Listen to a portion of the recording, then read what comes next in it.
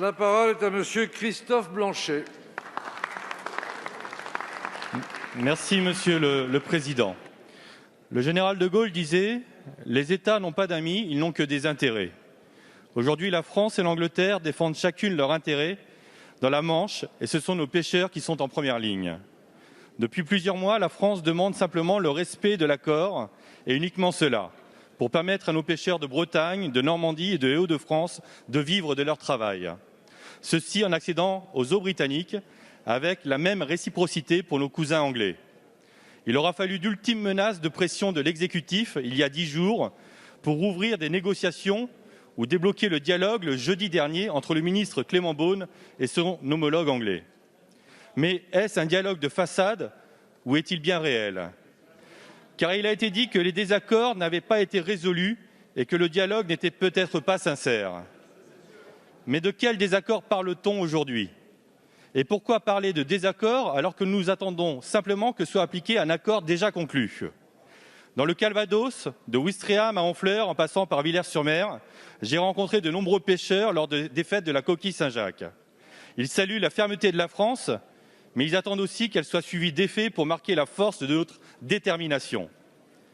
Même si la coquille ne fait pas partie des accords, ne minimisons pas la solidarité et la détermination des pêcheurs normands si rien n'évolue quand les premiers bateaux anglais entreront en baie de Seine. Alors qu'en est-il de ces discussions ? Où en est-on dans le nombre de licences obtenues ? Combien de licences encore en attente ?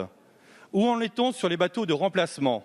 Faut-il de nouveau appliquer des mesures de pression ?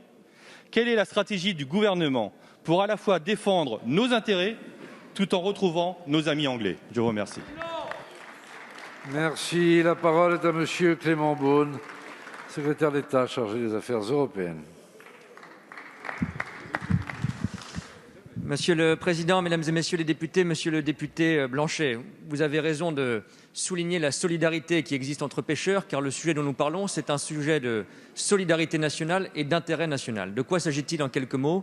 Pour bien comprendre la situation, vous le savez, un accord a été négocié jusqu'aux dernières heures de l'année 2020. Nous demandons en effet simplement et strictement son application.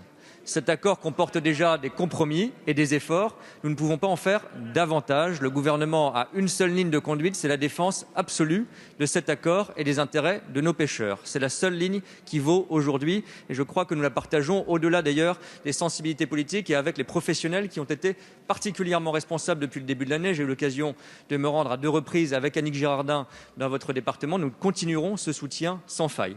Nous avons discuté pendant 10 mois. Cela a permis, heureusement, d'obtenir un certain nombre de licences, l'intégralité des licences qui sont concernées par la zone économique exclusive et un peu plus de la moitié des licences dans 2 autres zones très sensibles, celle de la bande dite des 6-12 000 qui concerne plutôt les Hauts-de-France et les îles anglo-normandes qui vous concernent encore plus directement dans la région Normandie. Nous avons avancé, mais nous avons constaté que ce progrès était trop lent et que les Britanniques rajoutaient des critères qui ne sont pas prévus dans l'accord. Et donc nous avons haussé le ton ces derniers jours avec Annick Girardin, sous l'autorité du Premier ministre. C'est cela qui a permis d'ailleurs de réengager une discussion avec les Britanniques à la suite d'un entretien entre le Président de la République et le Premier ministre Johnson. J'ai reçu ce que je veux voir comme un signe, sans aucune naïveté, d'ouverture prudente, mon homologue David Frost la semaine dernière à Paris. Je me suis entretenu encore avec lui ce matin. Le compte n'y est pas encore. Nous avons encore près de 200 licences. Nous attendons soit la transformation en licence définitive, soit l'octroi purement et simplement. Nous continuerons dans les jours qui viennent cette discussion avec un mince espoir, je le dis très franchement, et nous soutiendrons de toute façon les pêcheurs, quitte à prendre des mesures si cela est nécessaire rapidement.